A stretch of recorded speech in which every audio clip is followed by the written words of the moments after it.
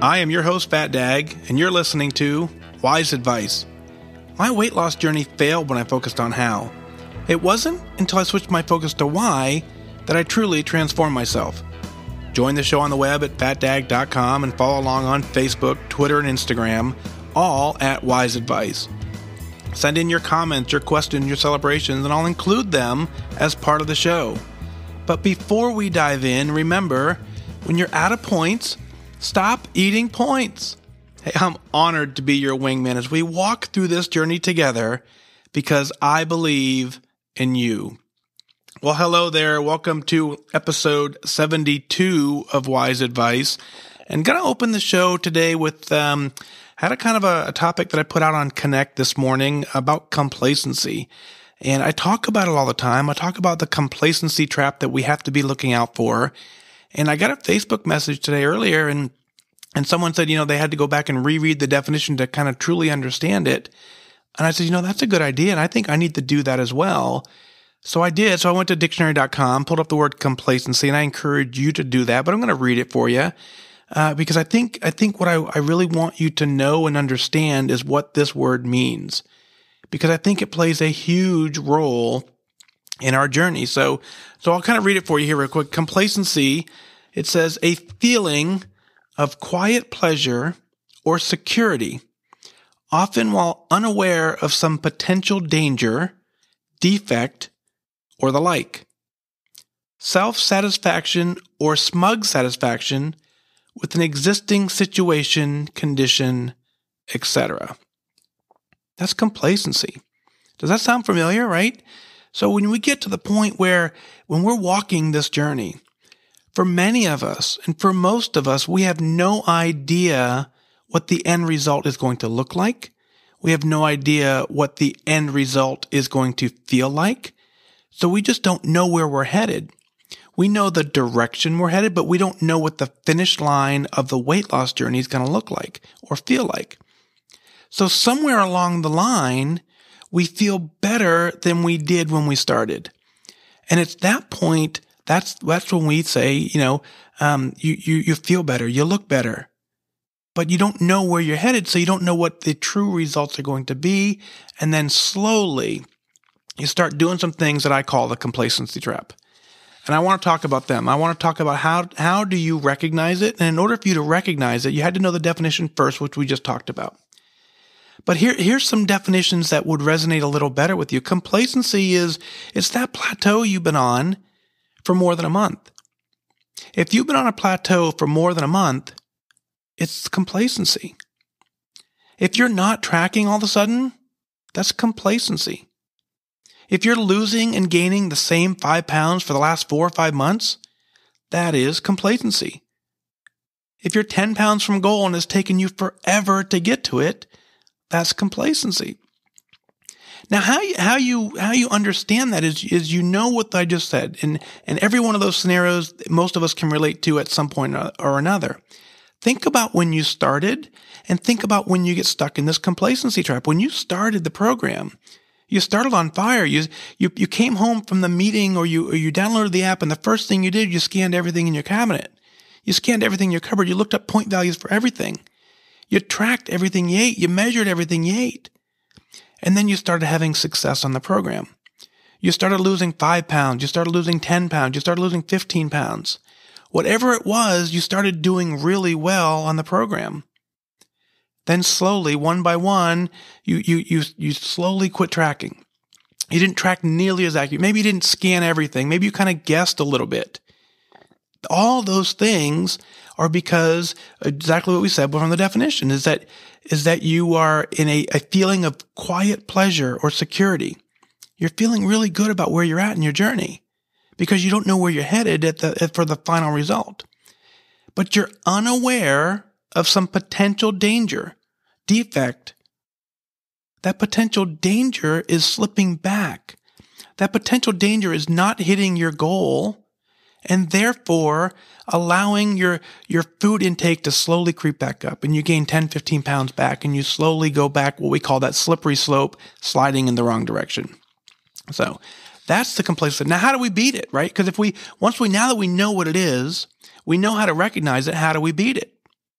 We beat it by not giving up, for one. That's the easiest way to beat it. But we also got to do a couple things, and you got to focus on your why. It's how I start the show. It's how I start every show. It's how I started this journey, is that my weight loss journey failed when I focused on how. It wasn't until I focused on why that I transformed myself. So I want you to focus on your why. The why will carry you forward. I want you to write down your why. I've told you this more than once, and I mean it when I said I want you to take a pen and paper and scribble it out. Write it out. Write down your why and read it often. If you're stuck in a plateau for more than a month, if you realize you're not tracking, you pulled out that why. And that why will take that feeling of quiet pleasure and security, it'll shake it back up. And when you read your why again, you say, that's right, that's true. And it shakes up that feeling, and it brings those dangers that are unaware back to light, and it puts you back on fire. So that's how you start. You read your why, and then, of course, always looking at your before photos, looking at your, comparing a before photo to maybe a photo of when you were younger that you want to get back to. Maybe you have a photo of a dream of what you want to look like. All those photos compared to your current photo and your before photo, again, snap you out of that.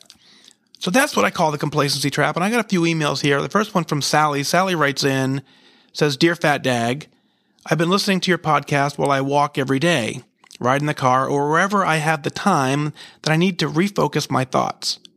I felt compelled to share my gratitude to you for what you are doing. I've been a Weight Watcher member many times before this current one. My last and final journey began in December 2010 when I walked in the doors of Weight Watchers. I was feeling so defeated, so depressed about myself, and so overwhelmed. At 5'4", at 299.25 pounds, I felt I could never be successful. The Weight Watcher staff immediately made me feel welcome and made it feel possible for me to reach a goal that I thought I never would.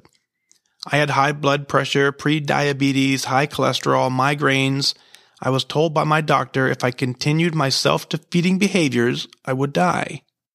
I wasn't even 50 years old. That made me realize that I had to do something. After my first Weight Watcher meeting, I decided to break my 142-pound weight loss goal into 10-pound increments. Doing this made my goals less intimidating and more realistic. Soon I lost my first 10 pounds and I was on my way.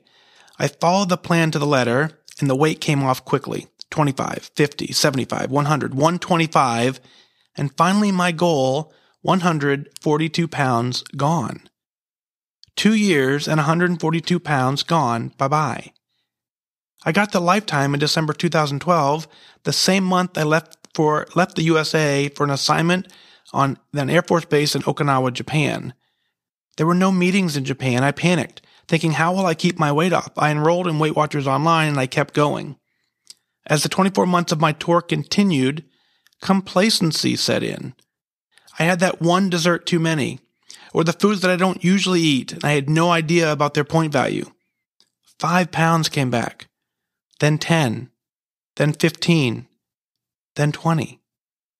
After getting back home in 2014 while still living in a hotel with no permanent new home yet, I searched out the closest meeting. I was greeted by the same friendly welcomes I did that first time, different state, different faces, but the same accepting and non-judgmental attitudes. I got back to business and lost the weight once again, only to suffer a severe back injury 8 months later, followed by 3 surgeries and lots of rehab. In May of 2017, I was up 15 pounds from goal. Today, thanks to you, tracking, my tribe, my Weight Watcher leader and the staff, Connect, No Finish Line Nation, and walking a lot, I've lost 7 of those pounds and hope to be back to goal by the end of July. Track everything, drink water, reach out for support. I'm an introvert, but my Weight Watcher meeting friends would never believe me. I apologize for such a long email, but I felt called to write to you and share my journey in an attempt to help others feel hope, success is possible. My journey will never end. Wishing you good focus, Sally. Sally, that's that's an incredible story. And, I appreciate you sharing it, and it ties in beautifully to the complacency trap. You did exactly what we talked about. You had great success because you were motivated. You worked it really hard. You had some unique challenges to your journey that allowed the complacency to set in for you, but you recognized it. And then when you recognized it, you were able to put the brakes on quickly, refocus on your why, and get it done. You have a very, very strong why, and that is what's going to continue to power you. That why, as you've written to me, and as I hope you've written to yourself, that why will always keep you really close to your goal weight. I'm glad to see that you said, the Weight Watcher staff is friendly and they understand, because listen, the Weight Watcher staff is us, right? In order to work at Weight Watchers, you have to have worked the program. You had to have success. You had to have some moderate success. So we are all in this together, and it's very cool. Now, it's really awesome. You get down 142 pounds. I love how you broke it up. 10-pound increments. If you would have started the plan and someone said, hey, you need to lose 142 pounds, it's difficult to see what that looks like. When we start our journey and we say, hey, your goal weight is X, and we give you a number that you've never seen or heard of in much of your adult life, it means absolutely nothing, so we don't know we can get there. You tackled it perfectly. You broke it up into 10-pound chunks. You said, I'm just going to lose 10 pounds at a time. And as you did that, it just kept going, 25, 50, 75, 100, 125, 142. It's incredible work. Then as the complacency set in, exactly like we talked about, 5 came back, 10 came back, 20. That's exactly what, and you recognized it. So you've done great work. You've got this. You absolutely know you can do it. You reached your goal before.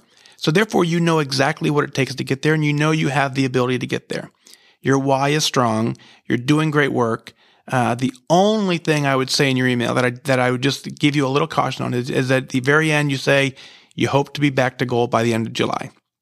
2 things I would say to that. 1, let's not put a timeline on it. And 2, let's not hope. Hope is not a plan. Your focus, your discipline, your determination that you have, focusing on your why and getting it done will get you back to goal. If it happens in July, it happens in July. If it happens in August, it happens in August. Just continue it, because like you said, your journey will never end. So thanks for your email, Sally. Ann writes in and says, hey, Dag, thanks for this timely message. I've been on the program for about 4 months. I've hit that point of not following the plan as closely as I should. So as a result, my weight has pretty much stayed flat for the past 3 to 4 weeks. It's time to get back to doing it with focus and intensity that I had when I started and kick complacency to the curb. I'm really pleased with the progress I've made so far, with 26 pounds gone, so why should I stop here, right? I've got the visual in my head of what I can look like at goal. I just need to get my head back in the game to make this happen. Thanks for the support and have a great weekend, Ann. And another perfect example, right? And so you started the program probably on fire. You tracked everything. You put everything in the tracker. You weighed everything. You measured everything. You had an intensity when you started. Then you say your weight loss has pretty much stayed flat for 3 to 4 weeks, and it's time to get back to doing what you've done with focus and intensity that you had when you started.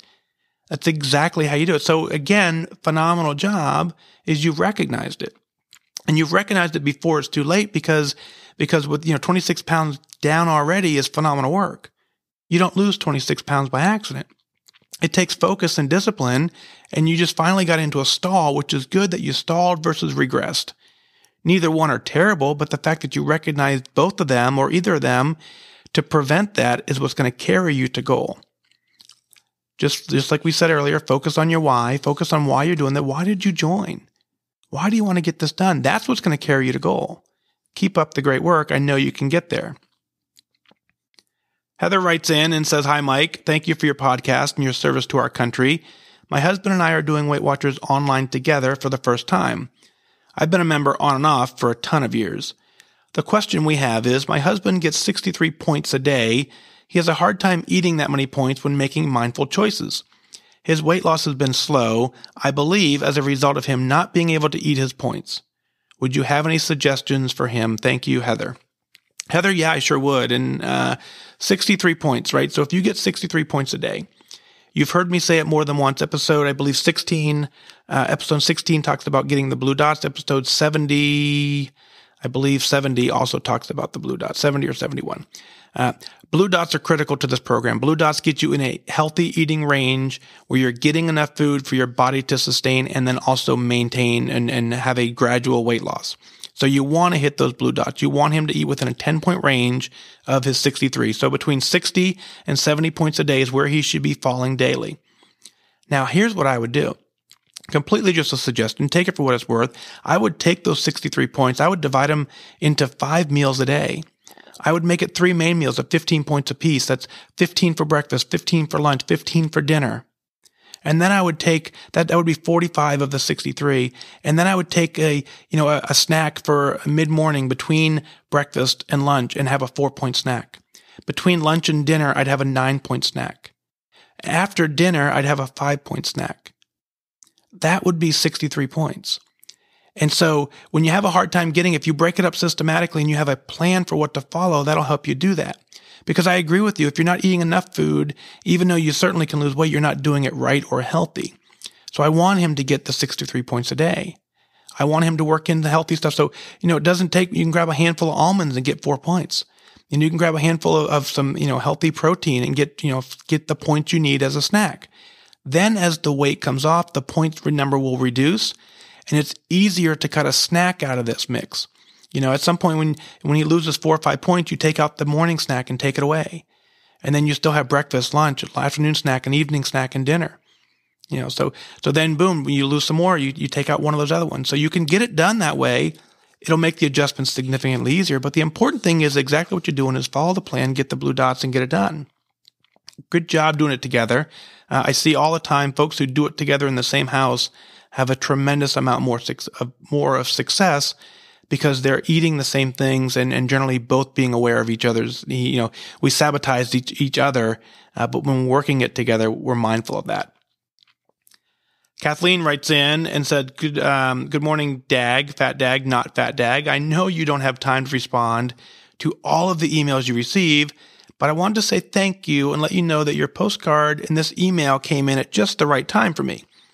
I've pretty much given up on Weight Watchers and the plan. I've stopped attending meetings and stopped tracking. I haven't looked at Connect in weeks.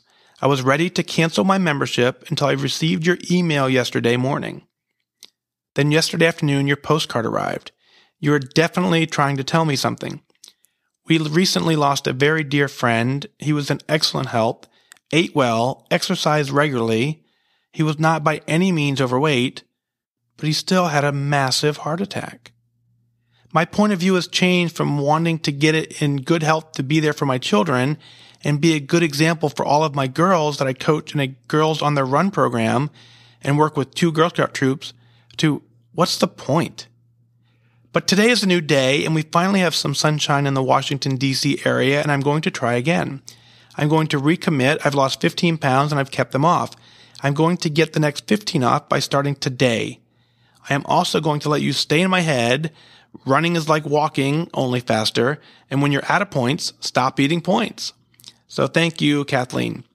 Kathleen, great email. And so, first off, my condolences to your friend. Hope all is well. I don't know the end result, but I feel for you. I understand that is incredibly frustrating and it's incredibly hard to do when that impacts your life the way it does. So I understand. And so you pretty much were at the point where you finally just said you're going to give up on Weight Watchers. And what's the point? Well, the point is all of these things in life that we're going to come across, they're going to happen to all of us, whether we're prepared for them or not. The best you can do is be in the best shape of your life. So when something like this does hit you, you have the best chance for survival because you prepared yourself mentally and physically. That's where I want you to get to. That is what the point is. The point is that you want to live a healthy, happy life. You do want to be a good role model for your girls. That's incredible to do that. So I'm absolutely glad that exactly like you said, the email did exactly what I asked you to do. Is when you were strong, you send in an email to me to get on the newsletter, and then a day when you're weak, the email brings you back. So welcome back. And the beautiful thing is you're down 15 pounds, and so you just now you can continue doing this. You can continue getting it done. So today is a new day. You wake up every day with the choice of what you want to do and what you want to get done. So today is the day you're going to start. You're going to recommit.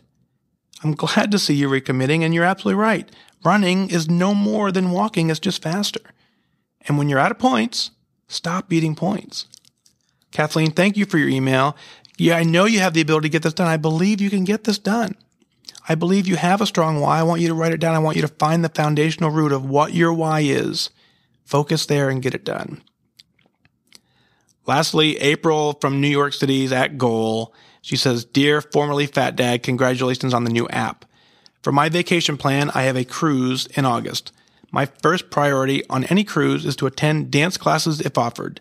The ship's show band often plays hour-long concerts at least once a day, and we go dance. Sometimes it conflicts with tea time, so we skip the tea and scones and Lindy Hop instead. Thanks, April from New York City. So April, congratulations on Goal, and it's very evident that you got to Goal because you're a planner. Your ability to plan and make a plan and have a plan is what got you to Goal, and I just have one question for you. When you hop on the scale in a non-weight loss mode, how does it feel? The day you hopped on the scale for the very last time hoping to lose weight, did it feel good? And so obviously it did, because that's what continues you. You continue to fight past any sort of complacency because you got to Goal. And now you are completely mindful of the journey. You're working it with a plan and you're getting it done. So thank you for your email. It's a great way to end this show, is to remind us that we can get this done. We have the ability to do it. I'm glad to celebrate with you. It's an honor to congratulate you at being at Goal. I know you look great. I know you feel great. You got it done. Now, you just continue doing exactly what you're doing and live the rest of your life. Folks, what are you celebrating? What is it that you want to get on the air? Really go to fatdag.com, click on the Listen Now tab, send in your comments, your questions. You can send them directly in from the Wise Advice app. If you're listening from the app, go ahead and click on the app, shoot me an email, tell me what you're celebrating. If you don't have the app, go to your app store, go to the Google Play Store. You have the ability to download the app directly for free from there. I want you to send in your comments, your questions, because that's what this show is all about. As we share, other people hear things that resonate with them and they get their own journey done. They get their journey done because you had the courage to share and show them the way. So send in your email and I'll get them, we'll work them into the show and make it as part of the show. But that is going to do it for this time. Remember, losing weight and getting healthy has nothing to do with luck.